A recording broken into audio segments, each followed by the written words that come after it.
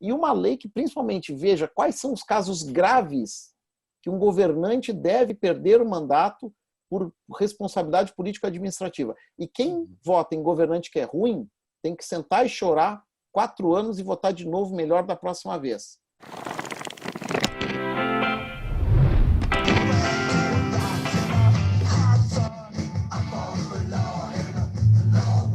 I Fought the Law, 1977, o The Clash lançava o disco The Clash. Essa música, na verdade, é de uma outra banda inglesa que gravou essa música ali final dos anos 60, a banda chamada The Crickets, mas essa música ficou muito famosa na versão do The Clash. I Fought the Law and the Law Won, professor Juju. Será a lei sempre vence? Bom dia para o senhor. Bom dia, professor Marcelo. É o que a gente espera, mas não é sempre que a lei vence, né? Fazendo uma análise rock and roll, às vezes a contracultura é bem interessante, como diria o Guto Jobim, né? Como é que a gente consegue, às vezes, não resistir? Isso porque hoje estamos aqui, mais uma vez, com o Rogério Duarte Silva, para que a gente possa conversar hoje sobre um tema específico, sobre o impeachment. Você que nos acompanha aí, dá uma olhadinha no nosso card. A gente vem fazendo alguns vídeos sobre esse procedimento desde o começo. Portanto, temos vídeo lá com o Ralph Zibler, ele explicando os motivos, né, que o levaram a fazer o pedido de impeachment do governador e da vice-governadora. Temos um vídeo com a Procuradoria do Estado, uma representante da Procuradoria do Estado, falando justamente sobre a questão técnica da equiparação salarial, que acabou sendo o grande ponto de discussão dos pedidos de impeachment. E temos um vídeo também, um vídeo bem recente, com o jornalista Fábio Bispo, foi publicado na semana passada, jornalista que escreveu 2 matérias para o portal The Intercept, onde ele faz alguns relatos sobre esse procedimento do impeachment em relação à questão dos respiradores, como bem trabalhou o professor Juju na entrevista, talvez seja um fato político bem interessante para que o impeachment, sobretudo do governador, acabe saindo, mas também fez uma matéria sobre o poder político do deputado Júlio Garcia, que pode sim ocupar a cadeira de governador. Hoje, a intenção de receber o Rogério aqui é para que a gente possa falar de um lado um pouco mais técnico. O Rogério é constitucionalista, é presidente da comissão da OAB que está acompanhando o procedimento de impeachment na Assembleia Legislativa, esteve presente na última sessão, aliás, a primeira sessão, né, Rogério, que acabou, então, delimitando o relator do processo de impeachment e vai conversar um pouquinho com a gente, então, sobre algumas questões técnicas. Primeiro, obviamente, quero saudar o nosso convidado. Rogério, tudo bem? Seja muito bem-vindo mais uma vez. Tudo bem, Marcelo? Tudo bem, Juju? Para todo mundo que está assistindo. Prazer sempre estar aqui para falar sobre direito e também um pouco de rock, né? Sempre, é isso aí. Que nos motiva. É verdade. Aliás, o Rogério tem um vídeo aqui conosco também, vá no nosso card. O Rogério falou bastante aqui sobre direito constitucional, um vídeo que ficou bem bacana. O link vai estar aqui na descrição do vídeo. Só fazer um registro que é a primeira vez que nós temos um convidado repetido. Então, é na pessoa do Rogério e não por acaso, está representando a OAB catarinense nesse momento político importantíssimo de Santa Catarina. Aliás, pelo que entende de direito, pelo que entende de música, nós estávamos falando em off aqui, talvez a gente precise do Rogério aqui de forma permanente, professor. Vamos criar um quadro para o Rogério aqui, né? Já temos até ideias de nome, mas calma, você que nos escuta. Rogério, vamos lá então para que a gente possa trabalhar um pouquinho algumas questões técnicas desse procedimento de impeachment. Como eu disse, tu estiveste na primeira sessão do Tribunal Misto, então que tu pudesse atualizar a gente. O que aconteceu nessa primeira sessão? Bem, Marcelo e Juju, na última sexta-feira, né, que foi ali no dia, para quem está vendo o programa aí gravado, né, que foi no dia 25 de setembro, foi instaurado o Tribunal Misto, que é uma novidade pós-Constituição de 88, né? Nós nunca tínhamos tido isso. E esse tribunal ele se formou com 5 desembargadores que foram sorteados na quarta-feira. Eu também estive no Tribunal de Justiça, e 5 deputados que foram eleitos, que como a oposição ao governo estadual de Santa Catarina é muito forte, escolheu 5 representantes. Então, em tese, os 5 deputados que estão hoje no tribunal já votaram pela admissibilidade do processo. Foi escolhido um relator também por sorteio, um deputado, acabou sendo um deputado, né? E esse deputado terá prazo para apresentar um parecer sobre afastamento ou não do governador e da vice, e do recebimento do processo por esse tribunal, e provavelmente no dia 16 de setembro, tá, que é uma sexta-feira, 16, se não me engano, 16 ou 17 de setembro, uma sexta-feira, nós teremos ali a sessão de julgamento para que o tribunal decida se efetivamente vai afastar ou não o governador e a vice. Então, nós entramos agora num ponto que é qual? Haverá ou não afastamento por até 180 dias do governador e da vice. E o que se percebeu é que nós temos um tribunal com uma composição bem peculiar, porque para os deputados me parece que o tribunal é mais uma comissão, parece uma CPI. Os deputados veem no tribunal uma CPI. E os desembargadores veem no tribunal um tribunal. Inclusive, a lei manda aplicar, e estou falando com 2 especialistas na área penal, né? O CPP. A lei do impeachment, ela manda aplicar subsidiariamente o CPP. Em E o relação ao CPP tem direito de regras muito defesa, claras. né? Exatamente. Tem regras muito claras, né? E o que me pareceu lá é esse antagonismo entre representantes do parlamento, que vêm com a noção de uma comissão, ou uma CPI, eu diria, muito mais próximos, e desembargadores que vêm com uma noção de um tribunal. A gente tem que ver como é que isso vai se dar nas próximas sessões para ver o encaminhamento, principalmente dessa primeira votação pela aceitação ou não do que foi decidido pela Alesc e a instauração do processo. E qual o papel da OAB no acompanhamento disso tudo, Rogério? Veja, o processo de impeachment, Marcelo, é sempre um processo muito traumático. Tá? O processo de impeachment, e desde que nós tivemos o processo da ex-presidente Dilma Rousseff, nós abrimos uma brecha no Brasil para aquilo que o Dworkin falava lá no impeachment do Clinton, né? Quando teve o impeachment do Clinton em 93, o Dworkin foi o cara que cunhou a expressão golpe relativo ao impeachment. A expressão golpe relativo ao impeachment surgiu com o Dworkin, quando ele disse assim, olha, golpe significa subverter princípios constitucionais para um fim diverso do que eles se destinam. Então, o impeachment é para tirar um governante que age com uma lesão séria, com uma lesão grave ao mandato que está ocupando. E desde a presidente Dilma, e eu não quero aqui entrar no mérito do governo, das falhas, como também não quero entrar no mérito do governo das falhas do governador e da vice-governadora de Santa Catarina, mas você teve ali uma abertura da possibilidade de impeachment muito grande. E a OAB, nesse papel, ela procura defender a ampla defesa, o contraditório, as prerrogativas dos advogados e acompanhar para que o processo, que vai ter um julgamento ao final político, pois o crime de responsabilidade, ele me parece um crime de uma esfera político-administrativa e não penal. Claro. Isso a gente tem o caso do Collor. Claro. Tanto é que não tem os efeitos do Código Penal no que diz respeito à condenação, né? Exatamente. Então é um crime de esfera político-administrativa. E, aliás, isso né, se Rogério, deve... e também uma questão política-administrativa, porque não é julgado por um juiz, né? Não é um juiz que Exatamente. determina a sanção, que, segundo a Constituição, é privativo na área penal de juízes, né? E de juízes do Poder Judiciário. Então, mas nesse caso nós temos um tribunal com composição de 5 membros do Poder Judiciário que estão fazendo um julgamento que não é jurídico, porque um eventual afastamento e condenação do governador e da vice não significa que eles são responsáveis no campo penal. Terá que ser aberto, se for o caso, pelo Ministério Público, uma ação penal competente para averiguar tudo mais e isso. Então, o papel da OAB é justamente fiscalizar, de acompanhar o processo. É um processo que, para a sociedade catarinense, é um processo muito importante. É a primeira vez que nós temos.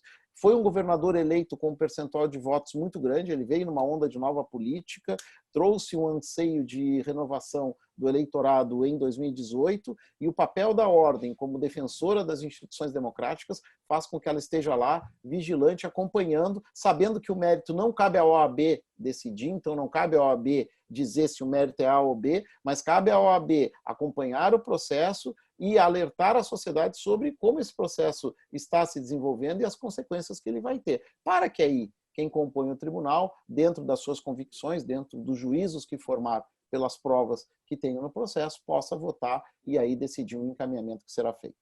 Agora, Rogério, interessante fazer uma pergunta. Há algum assim contato, né, tu como representante da OAB, com os advogados dos envolvidos, do governador e da vice? Olha, Juju, desde que foi instaurado o processo, lá atrás a gente recebeu o Ralph, que foi o autor do processo, com o advogado dele, que é o Leandro Maciel, recebemos o governador com seu advogado e a vice-governadora com a sua advogada. Em todos os momentos nós nos mostramos abertos a ambos os lados, a defender as prerrogativas, por isso que até no dia da sessão da Alesc, a OAB solicitou, com base na petição que os advogados fizeram, que a presidência da casa permitisse sustentação oral, porque não está previsto em lei nem previsto regimentalmente. Também, na sessão de instauração, a OAB entrou em contato com a presidência desse tribunal misto para que seja possibilitado aos advogados um local no próprio plenário da Alesc, né, para que eles possam fazer suas intervenções, questões de ordem e tudo mais.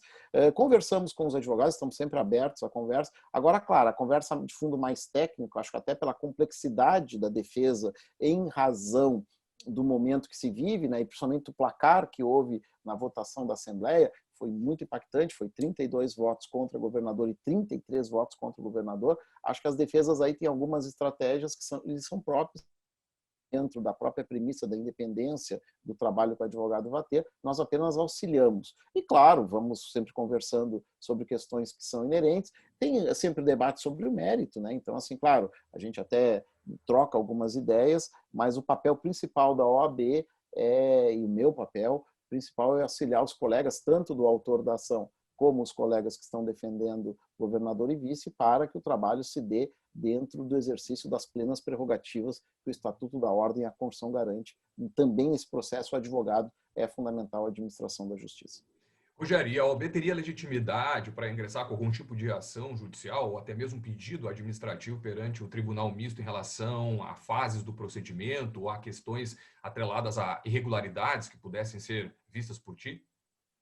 Olha, Marcelo, eu entendo que isso é um pouco complicado, por quê? Porque apesar de nós termos pendências no processo, que é um julgamento de uma ação no STF, todo o trâmite que está sendo feito, ele está amparado por decisões hoje em vigor. No caso, aquela decisão da reclamação do ministro Luiz Roberto Barroso e da DPF 378 e daquela ação direta lá de Roraima. Inclusive, está sendo aplicado aqui o parâmetro do regimento interno de Roraima, que fala sobre o Tribunal Misto.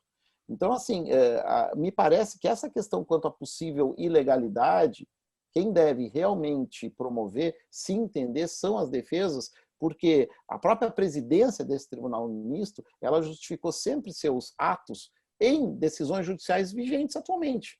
Então, quer dizer, sob esse prisma, apesar da discussão ainda continuar e da DPF que está lá no Supremo poder mudar isso. Olá pessoal, em respeito a você que nos acompanha, é fundamental que a gente faça uma parada aqui. Essa entrevista com o Rogério foi gravada no dia 28 agora de setembro, uma segunda-feira, pela manhã. E no dia 29, na terça-feira à tarde, o Supremo Tribunal Federal acabou negando seguimento a essa ação que o Rogério acabou de fazer menção, a ADPF 740, relatoria da ministra Rosa Weber. Essa ação foi levada até o Supremo Tribunal Federal pela Procuradoria-Geral do Estado, em favor do governador e da vice-governadora, na intenção de que o Supremo pudesse sanar algumas omissões do procedimento de impeachment frente à Lei de Crimes de Responsabilidade, que é bastante antiga, é lá de 1950. A ministra Rosa Weber, de forma monocrática, acabou, portanto, negando o seguimento à ADPF, sustentando que a Procuradoria-Geral do Estado aqui de Santa Catarina não teria demonstrado a controvérsia constitucional, que é requisito fundamental, né, para o trâmite de ADPF, e também ressaltou que, inclusive, diante dos pedidos que a PGF fez, haveriam até outros meios jurídicos, né, que ela deveria ter optado, deveria ter utilizado. Portanto, não há mais nenhuma ameaça de uma suspensão, né? O que muitos diziam que o Supremo poderia suspender o procedimento de impeachment aqui até resolver essas questões lá em cima. Não há mais essa ameaça, de modo que segue o procedimento de impeachment aqui em Santa Catarina, no Tribunal Misto porque há representantes do Poder Judiciário e também Legislativo. Espero que você esteja gostando da entrevista com o Rogério, o presidente da comissão da OAB que acompanha o impeachment, e obrigado pela sua audiência e fique conosco. Mas hoje, no momento atual, o rito adotado, os procedimentos que foram feitos são com base em decisões. Então, a OAB acompanha. Agora, Rogério, não é hora, ou mais do que na hora, de nós termos uma nova lei do impeachment para adaptar os ritos, inclusive definir claramente, ou talvez um rito específico para os governadores, prefeitos e outro para a presidência da República. O que tu pesquisa? Agora é uma pergunta para um constitucionalista, né? A tua opinião sobre essa questão. E também me parece um pouco um sentimento de recall, né? Assim, dá algum problema, 1 ano, 2 anos, né? Vamos politicamente resolver, né? Abandonando qualquer questão ligada às urnas, a questões republicanas. Exatamente, o Ju colocasse muito bem. A lei do impeachment está velha, ela é de 1950, ela foi pensada numa outra época, ela prevê hipóteses que até agir com falta de decoro é caso de impeachment. Ou seja, ela é uma lei que dá uma abertura a que, quando exista uma maioria contrária ao governo, ela manobre para conseguir o impeachment. E o que nós estamos vendo, me parece, e como tu muito bem colocou na pergunta, é o impeachment no Brasil se transformando em recall. Por isso que eu digo, a presidente Dilma, ela podia ter todos os defeitos no governo dela, mas o que nós tivemos foi, a Dilma tem que sair porque é ruim. Não, mas isso não é caso de impeachment. Ruindade não é caso de impeachment. Isso é caso de recall, só que recall, que é aquele processo americano que você troca governadores, por exemplo, prefeitos que não estão num bom mandato, tem que ser previsto na lei e na Constituição, isso não tem. Então, assim, nós estamos transformando o impeachment numa espécie de recall, fragilizando o Instituto, tá? criando uma forma de deslegitimação do voto popular, que é perigosa. Então, nós precisamos de uma nova lei. Inclusive, o Senado, na resposta da DPF 140, ele comenta sobre um projeto de lei que está tramitando, que foi proposto lá em 2016, mas que até agora não andou. Então, é necessário que a sociedade e as entidades representativas da sociedade pressionem para que a gente tenha uma lei mais moderna, mais enxuta, e uma lei que, principalmente, veja quais são os casos graves que um governante deve perder o mandato por responsabilidade político-administrativa. E quem vota em governante que é ruim tem que sentar e chorar 4 anos e votar de novo melhor da próxima vez. Tá? Nós estamos criando no Brasil regras que não são regras básicas de um Estado de Direito. Por exemplo, se for ruim, a gente troca. Não, amigo. Se for ruim, a gente fica 4 anos. Por isso a responsabilidade do voto, por isso a consciência na hora de votar, por isso a importância de assumir lado quando se vota. Outra coisa, quem votou, por exemplo, por situações de mudança que agora estão promovendo esse momento de desequilíbrio, tem que saber da sua responsabilidade. A sociedade é muito responsável por isso. Por mais que o parlamento ele tenha um papel de, por sua força política, conseguir tirar o governante, a sociedade é muito responsável. Então, as entidades representativas dos vários setores, elas têm que chamar para si essa responsabilidade e pensar quais são os critérios para tirar um governante. Veja, se a gente parar para pensar, nos Estados Unidos da América, o impeachment é uma mega exceção, só teve 3. O Johnson, se não me engano, no século XIX, o Nixon e o Clinton. E agora o Trump, né, que teve ali, que foi barrado no Senado, né? E você tem uma situação, veja, mesmo o próprio Trump e vários constitucionalistas americanos se posicionaram contra o impeachment. Porque, assim, mais ou menos naquela linha, pior que o governo do Trump é tirar o Trump dentro de um desrespeito às regras, ou de uma forma de desrespeito às regras. A gente tem que entender isso no Brasil também. Rogério, explica para quem está nos assistindo, se esse procedimento, se esse processo de impeachment agora andar, se decidir pelo afastamento, qual é o próximo passo? Bom, decidido pelo afastamento do governador e da vice, deve tomar posse provisoriamente o presidente da Assembleia Legislativa para continuar conduzindo o governo. Em caso dele não poder assumir, ou qualquer situação, deveria ir assumir o presidente do Tribunal de Justiça, que na verdade deixaria de ser o presidente do tribunal para assumir, e assumiria o vice-presidente, mas a regra é o presidente da Assembleia, certo? Que ele assume interinamente, ele assume apenas para, enquanto governador e vice estão afastados, né, para que ele possa conduzir o governo. Se o julgamento finalizar até 31 de dezembro de 2020, serão convocadas novas eleições diretas, em até 90 dias. Se o julgamento for a partir de 1º de janeiro de 2021, serão convocadas novas eleições indiretas em até 30 dias. Em ambos os casos, o eleito completa mandato. Ou seja, em outubro de 2022, nós vamos às urnas para escolher o novo governador e a nova governadora de Santa Catarina, mesmo que hajam novas eleições.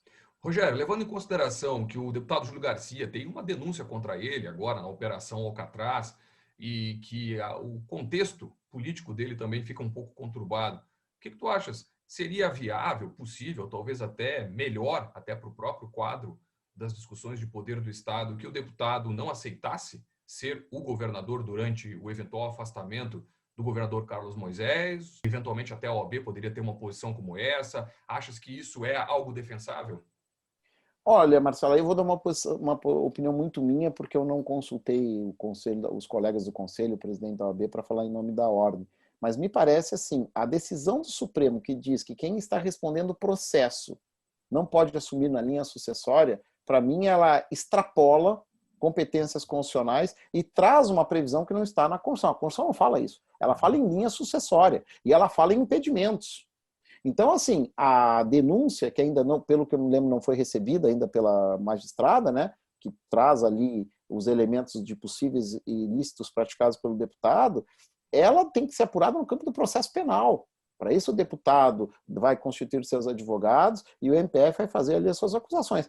Me parece assim, não tem nada que impeça o deputado de assumir. Hoje ele é apto politicamente, ele está no exercício dos seus direitos políticos e ele é inocente, porque nós devemos respeitar a presunção de inocência, claro. O que essa DPF não respeita. Então, assim, se daqui a pouco a gente começar a criar regras, como foi a regra do afastamento do Eduardo Cunha da presidência da Câmara, como foi a regra que disse da linha sucessória, a gente está criando uma situação que é de criminalização da política.